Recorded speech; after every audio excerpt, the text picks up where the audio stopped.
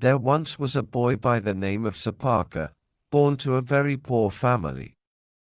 When this boy was only 7, his father died and his mother married another man who was very wicked and unkind. His new stepfather always beat and scolded small Sopaka.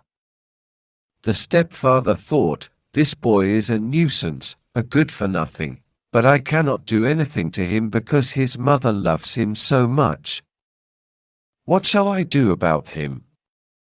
One evening he said, "Dear son, let us go for a walk." The boy was surprised and thought, "My stepfather has never talked to me so kindly. Perhaps my mother has asked him to be kind to me." So he happily went with his stepfather. They walked to a cemetery where there were many rotting bodies, and the stepfather tied Sopaka to one of them, leaving him alone and crying. As the night became darker and darker, Sopaka's fear increased.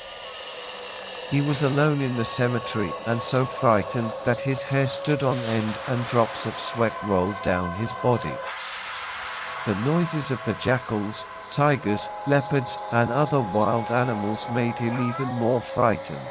Then, when he was almost paralyzed with fear, he saw a shining, noble-looking person with a bright light coming towards him, saying, "Sopaka, don't cry. I am here to help you, so don't fear." At that moment Sopaka broke his bonds and stood before the Buddha in the Jetavana monastery. The Buddha bathed him, gave him food to eat, clothes to wear, and consoled and comforted him.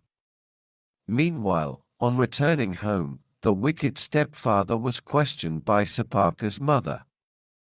"Where is my son?" she asked. "I don't know," he replied. "He came home before me." But the mother could not sleep the whole night for worrying about her son.